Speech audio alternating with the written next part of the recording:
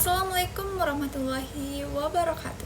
Perkenalkan, nama saya Vivia Sabrina Siregar dengan NIM 250420211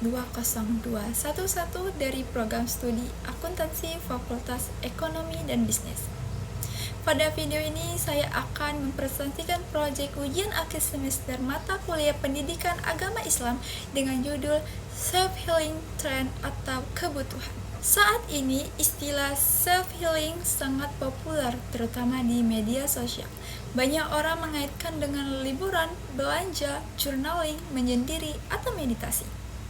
Bagi mahasiswa, tekanan hidup dapat berasal dari tugas yang bertumpuk, jadwal ujian yang padat, persaingan masa depan, dan arus informasi yang tidak terbatas. Hal tersebut dapat membuat seseorang merasa stres, cemas, mudah marah, bahkan mengalami burnout. Namun, self-healing kadang disalahartikan sebagai alasan untuk menghindari tanggung jawab atau lari dari masalah. Padahal, Islam telah mengajarkan cara menjaga kesehatan jiwa sejak lama, sebelum istilah self-healing dikenal seperti sekarang. Tujuan pembahasan ini adalah untuk menjelaskan pengertian dan perkembangan fenomena self-healing, menguraikan dalil-dalil dari Al-Quran dan hadis, membedakan self-healing sebagai tren dan sebagai kebutuhan, serta memberikan contoh penerapannya bagi mahasiswa. Pengertian dan perkembangan. Secara bahasa, self-healing berasal dari bahasa Inggris. Self berarti diri sendiri, sedangkan healing berarti penyembuhan. Jadi, self-healing berarti penyembuhan diri sendiri. Secara istilah, self-healing adalah proses sadar dan terencana untuk memulihkan diri dari stres, kecemasan, kesedihan, tekanan emosi, maupun luka batin agar seseorang dapat kembali menjalani aktivitas dengan baik. Istilah ini berkembang pesat sejak tahun 2010-an, seiring meningkatnya kesadaran tentang kesehatan mental, terutama melalui media sosial.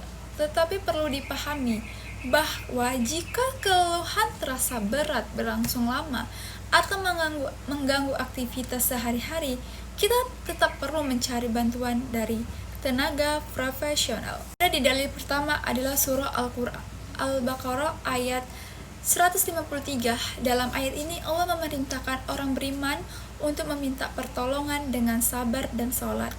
Sabar bukan berarti hanya diam, menerima masalah, tetapi berusaha tenang dan mampu mengendalikan diri saat menghadapi ujian. Sholat juga menjadi tempat kita berkomunikasi langsung dengan Allah dan menyampaikan segala keluh kesah. Karena itu, sabar dan sholat dapat menjadi dasar self-healing dalam Islam. Selanjutnya juga ada di surah Ar-Ra'd ayat 28 menjelaskan bahwa hanya dengan mengingat Allah hati menjadi tentram. Saat seseorang berzikir, pikirannya yang sebelumnya dipenuhi kekhawatiran dapat menjadi lebih tenang. Zikir mengingatkan kita bahwa Allah selalu dekat dan memiliki kuasa atas semua keadaan. Hal ini mirip dengan mindfulness, tetapi dalam Islam zikir memiliki dimensi iman karena membuat kita lebih dekat kepada Allah. Dan juga ada dalam surah Al-Imran ayat 139. Allah mengingatkan agar kita tidak lemah dan tidak larut dalam kesedihan. Sedih dan kecewa memang manusiawi, tetapi kita tidak boleh membiarkannya menghentikan semangat untuk berusaha dan beribadah. Kemudian dalam surah Al-Baqarah ayat 286, Allah menjelaskan bahwa Allah tidak membebani seseorang melainkan sesuai dengan kesanggupannya. Ayat ini mengajarkan kita agar tidak terlalu takut pada masa depan dan tidak merasa bahwa masalah kita mustahil untuk dihadapi. Setiap ujian pasti disertai kemampuan untuk melewatinya. Dan juga ada self-healing dalam hadis. Dalam hadis riwayat Bukhari dijelaskan bahwa kelelahan, sakit, kesedihan, kesusahan, bahkan tertusuk duri dapat menjadi penghapusan dosa bagi seorang muslim.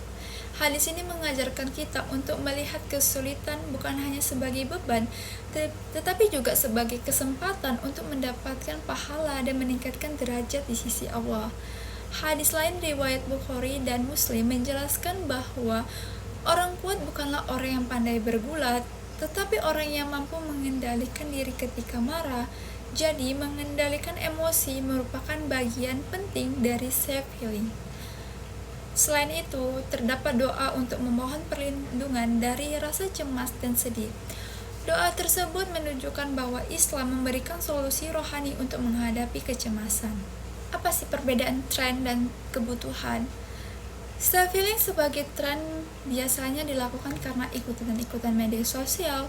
Contohnya seperti belanja berlebihan atau liburan mahal hanya agar terlihat bahagia. Efek tenangnya biasanya hanya sementara dan masalah tetap ada. Sedangkan self-healing sebagai kebutuhan adalah usaha untuk memulihkan diri dengan cara yang lebih bermakna seperti sholat, zikir, doa, istirahat yang cukup, bersilaturahmi, serta menghadapi masalah dengan sabar dan tawakal. Jadi, perbedaan terletak pada tujuan dan hasilnya. Jika hanya tren, ketenangan bisa cepat hilang. Namun jika dilakukan dengan landasan iman, ketenangan akan lebih bertahan lama. Contoh penerapan dan pengalaman pribadi. Contoh penerapannya dapat terjadi ketika mahasiswa menghadapi tugas yang bertumpuk, ujian yang bersamaan, jadwal yang padat, atau masalah dalam tugas kelompok. Pada kondisi seperti itu, seseorang bisa merasa cepat lelah, sulit tidur, mudah marah, sulit fokus, dan takut gagal. Cara yang dapat dilakukan adalah memperbaiki sholat dan tidak melakukan dengan terburu-buru. Menambah ibadah sunnah seperti sholat duha dan tahajud, serta berdoa kepada Allah. Selain itu, kita dapat berzikir, membaca Al-Quran, mengatur waktu, tidak memaksa diri untuk terus bergadang, dan bercerita kepada orang tua atau teman yang dipercaya. Yang paling penting adalah mengubah pola pikir, yaitu yakin bahwa Allah tidak memberikan beban di luar kemampuan kita. Kita berusaha semaksimal mungkin, kemudian menyerahkan hasilnya kepada Allah. Sebagai kesimpulannya, self-healing memang menjadi tren di media sosial. Tetapi pada dasarnya self-healing adalah kebutuhan manusia untuk pulih dari stres, kelelahan, pikiran, kesedihan, dan tekanan hidup. Al-Quran dan hadis telah memberikan panduan yang lengkap, yaitu melalui sabar, sholat, zikir, doa, pengendalian emosi, dan keyakinan bahwa setiap ujian sesuai dengan kemampuan kita. Dengan menerapkan self-healing secara Islam, mahasiswa dapat menghadapi tekanan tugas dan ujian tanpa lari dari tanggung jawab, sekaligus semakin dekat kepada Allah Subhanahu wa Ta'ala. Sekian presentasi dari saya. Saya Vivia Sabrina Siregar. Assalamualaikum warahmatullahi wabarakatuh.